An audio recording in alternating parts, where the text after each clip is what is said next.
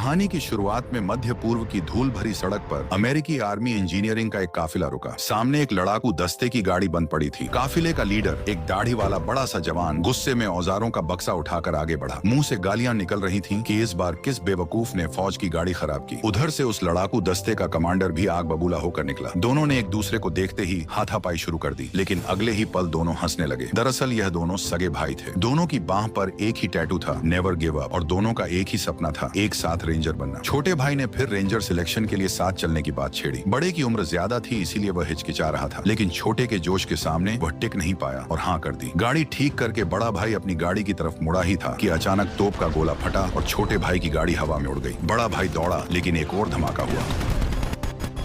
कुछ देर बाद वो खून से लथपथ किसी चमत्कार से उठा, लेकिन उसके घुटने में छर्रा घुसा था।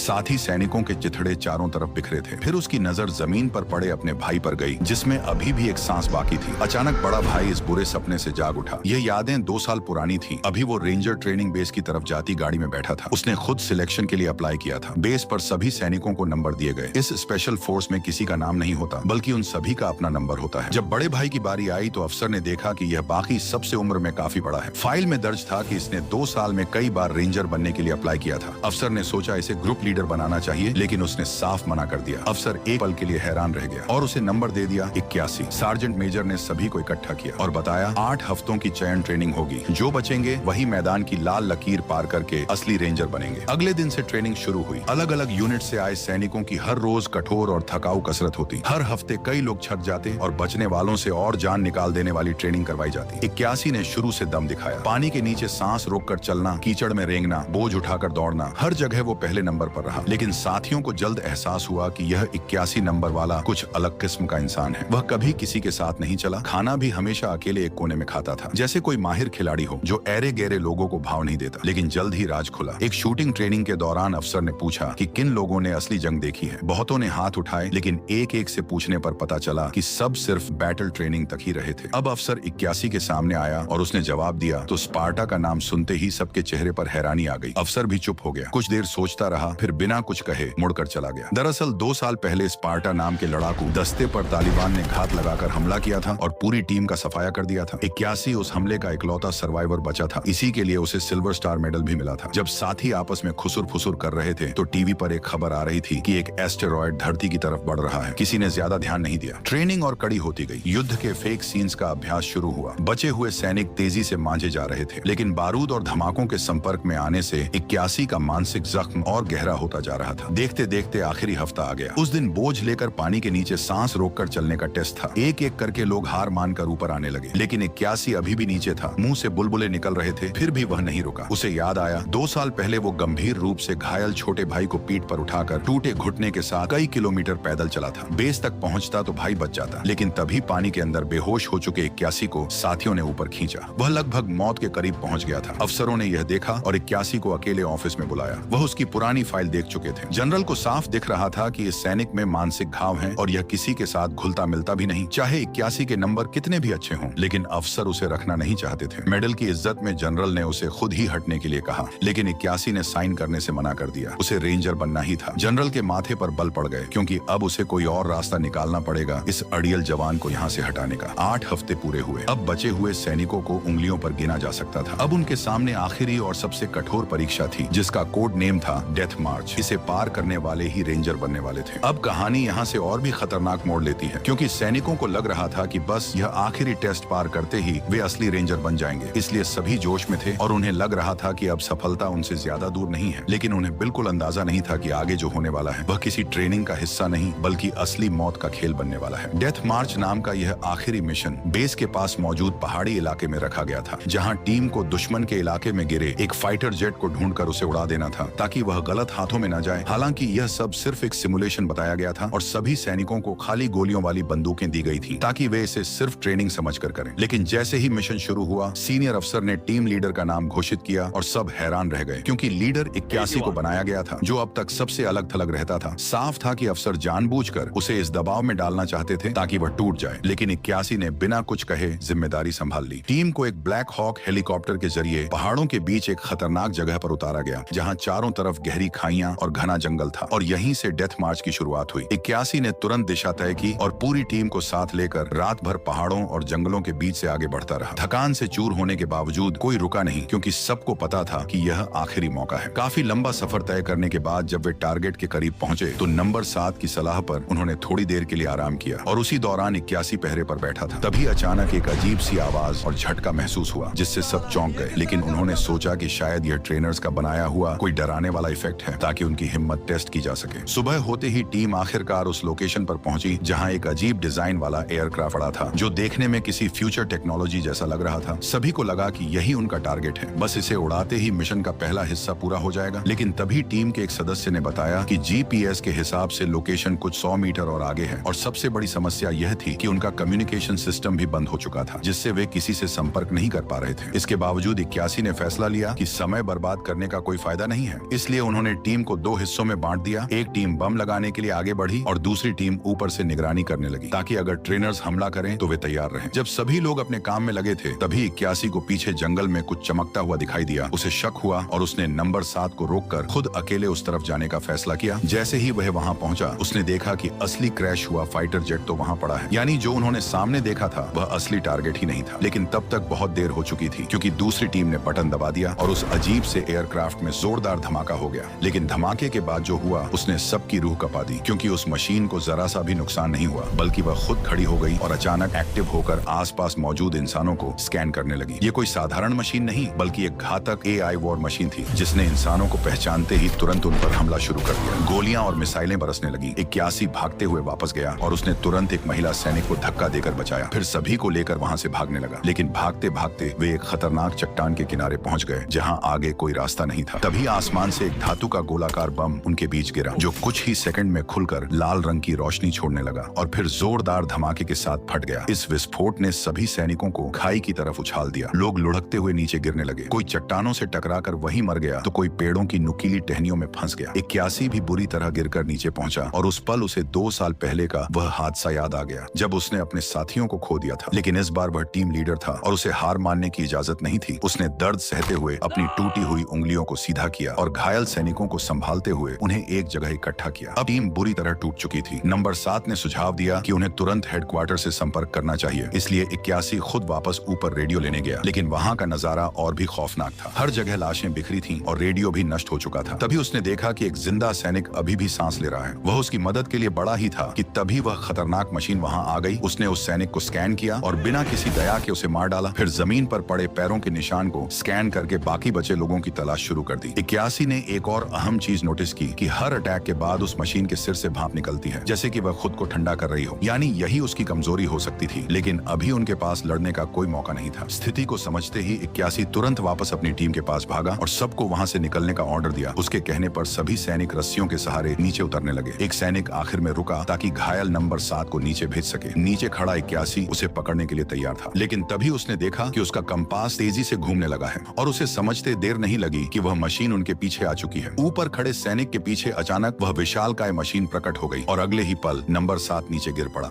दर्द से उसके छींकें निकल गई। सभी सैनिक तुरंत चट्टान की आड़ में छिप गए। मशीन धीरे धीरे चट्टान के किनारे पहुंची और एक बार फिर उसने अपने शिकार को ढूंढने के लिए स्कैनिंग वेव निकालनी शुरू की जो धीरे धीरे पूरे एरिया को स्कैन कर रही थी। वह सभी अच्छे से छुपे हुए थे, लेकिन जैसे ही स्कैनिंग वेब नंबर 7 के घायल पैर पर पड़ी मशीन को तुरंत पता चल गया। खतरे को भांपते ही 81 ने तुरंत सभी को भागने का ऑर्डर दिया। अगले ही पल उस मशीन ने बिना कोई समय गंवाए गोलाबारी शुरू कर दी और लगातार मिसाइलें दागकर पूरी टीम को खत्म करने की कोशिश करने लगी। हालात इतने भयानक हो गए कि सैनिक अपनी जान बचाने के लिए इधर उधर भागने लगे। जैसे तैसे वे उस जगह से निकलकर भागे और काफी दूर एक पहाड़ी के ऊपर पहुंचकर हांफते हुए रुक गए। अब सभी के दिमाग में एक ही सवाल घूम रहा था कि आखिर यह चीज क्या है। कुछ लोग अंदाजा लगाने लगे कि शायद यह किसी बड़े देश की सीक्रेट टेक्नोलॉजी हो सकती है, लेकिन किसी को असली सच्चाई का अंदाजा नहीं था। इसी बीच 81 ने फैसला लिया कि वे 8 किलोमीटर दूर मौजूद सबसे नजदीकी कैंप तक जाएंगे जहां उन्हें मदद और मेडिकल सपोर्ट मिल सकता है। सभी ने मिलकर घायल 7 नंबर को उठाया और आगे बढ़ने लगे। लेकिन रास्ते में एक तेज बहती नदी आकर खड़ी हो गई जिसने उनकी मुश्किलें और बढ़ा दी। नदी का बहाव इतना तेज था कि सीधे पार करना नामुमकिन लग रहा था। इसलिए 81 ने अपनी इंजीनियरिंग स्किल का इस्तेमाल करते हुए रस्सी के जरिए एक स्लाइडिंग सिस्टम बनाने का प्लान किया। उसने सभी को समझाया कि कैसे रस्सी बांधकर एक अस्थायी रास्ता बनाया जा सकता है। खुद 81 ने सबसे जोखिम भरा काम अपने ऊपर लिया और रस्सी लेकर ठंडे पानी में कूद गया ताकि दूसरी तरफ जाकर उसे बांध सके। वह पूरी ताकत से तैरने लगा लेकिन तेज बहाव उसे बार बार पीछे धकेल रहा था। काफी संघर्ष के बाद जब वह नदी के बीच पहुंचा ही था, तभी अचानक वह तेज लहरों से पानी में गायब हो गया। किनारे खड़े सैनिकों को लगा कि उनका लीडर अब नहीं बचा, लेकिन तभी कुछ पल बाद दूसरी तरफ एक हाथ चट्टान को पकड़ते हुए दिखाई दिया। 81 किसी तरह जिंदा बचकर पार पहुंच चुका था। यह देखकर बाकी सैनिकों में उम्मीद जाग गई और उन्होंने जल्दी जल्दी रस्सी का सिस्टम तैयार किया। एक एक करके सभी नदी पार करने लगे। नंबर 7 को स्ट्रेचर पर लिटाकर नंबर 15 उसे खींचते हुए ले जा रहा था, लेकिन बीच रास्ते में रस्सी के गांठ में स्ट्रेचर अटक गया और वह आगे नहीं बढ़ पाया। मजबूर होकर नंबर 15 को वापस जाना पड़ा, लेकिन जैसे ही वह रस्सी ठीक करने लगा, स्ट्रेचर का एक सिरा टूट गया। नंबर 7 लगभग नदी में गिरने वाला था। यह देखकर 81 खुद भी रस्सी पर चढ़ गया और उसकी मदद करने लगा। इसी दौरान सभी का ध्यान नदी के बीच फंसे साथियों पर था, लेकिन किसी ने यह नहीं देखा कि किनारे पर रखा कंपास अचानक तेजी से घूमने लगा था। यह साफ संकेत था कि वह मशीन फिर से उनके करीब आ चुकी है। अगले ही पल आसमान में अजीब सी आवाज गूंजी और वह खतरनाक मशीन वहां पहुंच गई। उसने फिर से स्कैनिंग शुरू की और लाल रोशनी के साथ सबको निशाना बना लिया। अचानक हुए हमले से सभी सैनिक नदी में गिर गए और तेज बहाव के साथ बहने लगे। 81 के पैर में अभी भी रस्सी फंसी हुई थी, जिससे वह बाहर नहीं निकल पा रहा था और मशीन तेजी से उसकी तरफ बढ़ रही थी। जैसे ही उसका विशाल पैर उसे कुचलने वाला था, आखिरी पल में 81 ने अपनी रस्सी काट दी और मौत से बाल बाल बच गया। लेकिन मशीन ने उसे देख लिया था और लगातार उस पर हमला कर रही थी। अपनी जान बचाने के लिए 81 ने सांस रोककर नदी के अंदर गोता लगाया और बहते हुए खुद को उससे दूर ले जाने लगा। बड़ी मुश्किल से वह उस खतरे से बाहर निकला, लेकिन खतरा अभी खत्म नहीं हुआ था। नदी के बहाव में बहते हुए वह आगे बढ़ा और अचानक एक झरने से नीचे गिर गया। नीचे मौजूद उसके साथियों ने किसी तरह उसे बाहर निकाला और कुछ ही लोग जिंदा बच पाए। काफी देर तक चलते रहने के बाद 81 की नजर पेड़ों के बीच बंधी एक ट्रिप वायर पर पड़ी, जो दरअसल एक सिग्नल ट्रैप था। इससे उन्हें अंदाजा हुआ कि बेस अब ज्यादा दूर नहीं है, लेकिन जब वे वहां पहुंचे तो उनका दिल दहल गया, क्योंकि पूरा बेस तबाह हो चुका था और वहां मौजूद सभी लोग जिंदा जलकर राख बन चुके थे। ये देखकर 81 को समझ आया कि वह मशीन उनसे पहले यहाँ पहुंच चुकी थी। उसने जल्दी ही स्थिति का एनालिसिस किया और समझ गया कि यह कोई इंसानी तकनीक नहीं, बल्कि बाहर से आई हुई चीज है। साथियों को भी याद आया कि कुछ दिन पहले एक उल्का पिंड के पृथ्वी पर गिरने की खबर आई थी। अब सब कुछ साफ था कि यह कोई विदेशी मशीन नहीं, बल्कि एलियन टेक्नोलॉजी है जो इंसानों का शिकार कर रही है। इसी बीच मलबे के नीचे से आवाज आई। जब उन्होंने हटाकर देखा तो उनका ट्रेनर बुरी तरह जला हुआ जिंदा मिला, लेकिन कुछ ही सेकंड बाद उसने दम तोड़ दिया। यह दृश्य देखकर सभी सैनिक टूट गए, लेकिन 81 ने खुद को संभाला और सभी को तुरंत वहां से निकलने का आदेश दिया। तभी नंबर 15 का सब्र टूट गया और उसने गुस्से में कहा कि वे मशीन नहीं है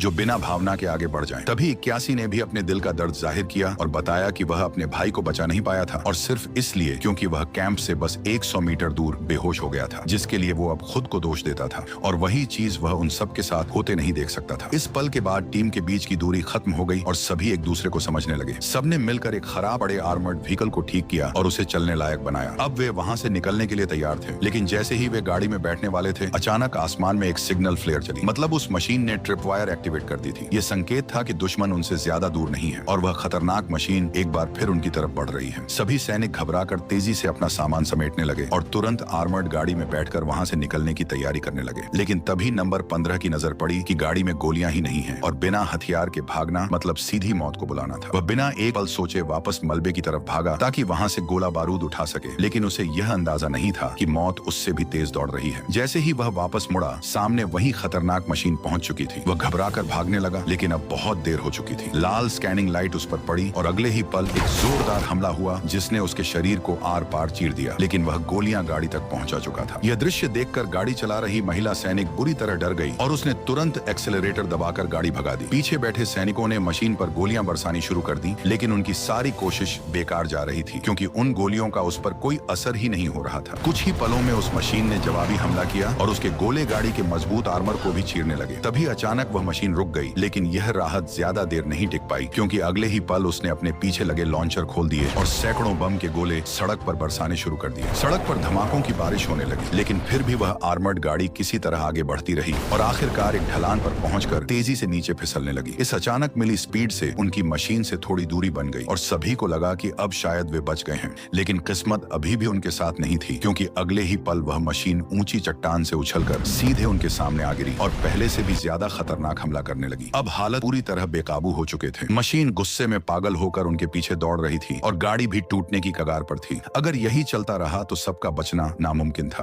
तभी 81 को एक मौका दिखाई दिया। उसने तुरंत एक ग्रेनेड लॉन्चर उठाया और पास की पहाड़ी चट्टान पर निशाना साधकर फायर कर दिया। जोरदार धमाके से चट्टान टूट गई और भारी भरकम पत्थर उस मशीन पर गिर पड़े, जिससे वह कुछ देर के लिए दब गई।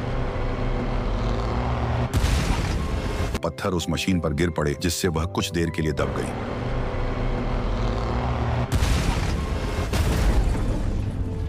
धूल शांत होने के बाद 81 किसी तरह जिंदा बचा हुआ था, लेकिन बाकी सभी साथी अब इस दुनिया में नहीं थे। उसने पत्थरों को हटाकर देखा तो पता चला कि मशीन पूरी तरह नष्ट नहीं हुई थी, बल्कि उसका सिर्फ एक हिस्सा दबा था, जबकि उसका असली शरीर थोड़ी दूर खड़ा होकर आसमान की तरफ एक अजीब सी रोशनी भेज रहा था, जैसे किसी को संकेत दे रहा हो। इसी बीच 81 की नजर नंबर 7 पर पड़ी, जो अभी भी जिंदा था और अब वही उसका आखिरी साथी था। उसने उसे छोड़ने के बजाय अपने साथ ले जाने का फैसला किया और बारिश भरी रात में आगे बढ़ने लगा, ठीक वैसे ही जैसे वह कभी अपने भाई को बचाने की कोशिश कर रहा था। लेकिन लगातार लड़ाई और भाग दौड़ ने उसकी सारी ताकत खत्म कर दी थी और आखिरकार वह थक कर जमीन पर गिर पड़ा। तभी आसमान में एक नीली रोशनी चमकी और उसे समझ आ गया कि वह मशीन फिर से जिंदा लोगों की तलाश में स्कैन कर रही है। अब 81 को समझना था कि आखिर इस चीज को खत्म कैसे किया जाए। तभी उसकी नजर दूर एक माइनिंग एरिया की क्रेन पर पड़ी, जहां भारी मशीनें और उपकरण मौजूद थे। मशीन के सिर से निकलती भाप को देखकर उसके दिमाग में एक खतरनाक प्लान आया। उसने नंबर 7 को एक सुरक्षित जगह छुपाया और खुद अकेला उस खदान की तरफ चला गया। वहां पहुंचकर उसने देखा कि जगह खाली जरूर थी, लेकिन सारे उपकरण काम करने की हालत में थे। यह देखकर उसके अंदर फिर से उम्मीद जगी कि वह इस दानव को खत्म कर सकता है। उधर मशीन जंगल के बाहर पहुंच चुकी थी और लगातार स्कैन कर रही थी, जिससे नंबर 7 के पकड़े जाने का खतरा बढ़ गया था। तभी अचानक आसमान में एक सिग्नल फ्लेयर दिखाई दी, जिसने मशीन का ध्यान अपनी तरफ खींच लिया। वह धीरे धीरे उस खदान की तरफ बढ़ने लगी। जैसे ही वह वहां पहुंचकर स्कैन करने लगी, उसे यह अंदाजा नहीं था कि उसके नीचे एक्सप्लोसिव पहले से सेट किए जा चुके थे। कुछ ही सेकंड में जोरदार धमाका हुआ और वह संतुलन खोकर खदान के अंदर गिर गई। उसी समय एक भारी भरकम बुलडोजर तेजी से उसकी तरफ बढ़ा और 81 ने उसे पूरी ताकत से मशीन पर दे मारा। उसने लगातार उस पर हमला करते हुए उसे एक खास जगह पर धकेल दिया, जहां ऊपर एक कन्वेयर बेल्ट लगी हुई थी। जैसे ही उसने बटन दबाया, ऊपर से पत्थरों और मलबे की बारिश शुरू हो गई, जो सीधे मशीन के सिर पर गिरने लगी। असल में 81 समझ चुका था कि यह मशीन अपने सिर के ऊपरी हिस्से से हवा लेकर काम करती है, इसलिए उसने उसी हिस्से को बंद करने की योजना बनाई थी। लेकिन मशीन ने भी हार नहीं मानी और अपने पीछे लगे जेट्स चालू कर दिए, जिससे वह धीरे धीरे बाहर निकलने लगी। इसी बीच उसने अपना मुंह खोलकर एक घातक हमला करने की तैयारी भी शुरू कर दी। हालात बेहद खतरनाक हो चुके थे, लेकिन 81 ने हिम्मत नहीं हारी। उसने फिर से बुलडोजर को पूरी स्पीड में चलाया और मशीन को दोबारा उसी जगह धकेल दिया। इस बार उसने पूरी ताकत से पत्थरों की बारिश जारी रखी। धीरे धीरे मशीन का पूरा शरीर लाल होने लगा, जो इस बात का संकेत था कि वह अपनी सीमा पर पहुंच चुकी है। यह सही मौका था। 81 तुरंत बुलडोजर से कूदकर दूर भाग गया और अगले ही पल उसने देखा कि वह विशाल मशीन एक जलते हुए लोहे के ढेर में बदल गई और आखिरकार जोरदार धमाके के साथ फट पड़ी। लेकिन खतरा अभी खत्म नहीं हुआ था, क्योंकि उसके अंदर मौजूद बम निकलकर चारों तरफ गिरने लगे थे और आग फैलती जा रही थी। ये देखकर 81 तुरंत वहां से भागा और पूरी ताकत लगाकर चट्टान पर चढ़ गया। अगले ही पल पूरी खदान एक बड़े विस्फोट के साथ आग के गोले में बदल